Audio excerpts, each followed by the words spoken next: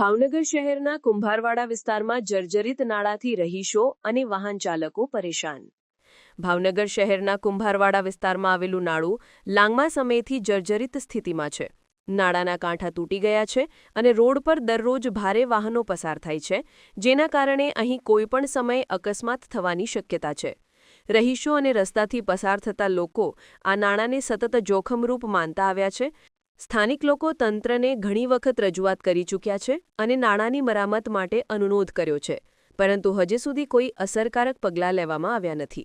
રહીશો ભયભીત છે કે વરસાદી દિવસોમાં આ નાળું વધુ ખતરનાક બની શકે છે।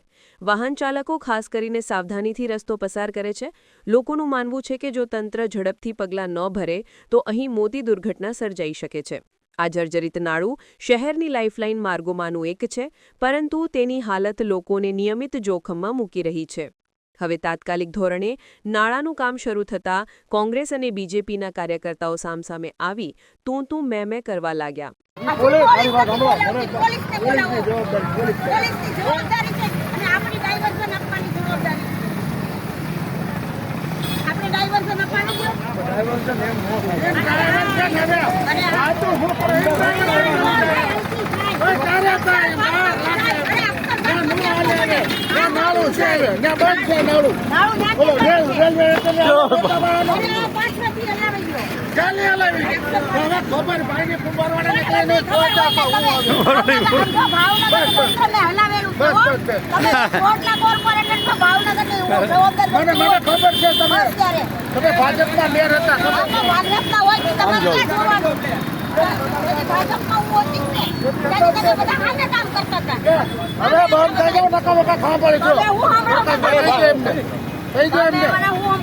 વ્યક્તિગત ચર્ચા ન કરો યાર।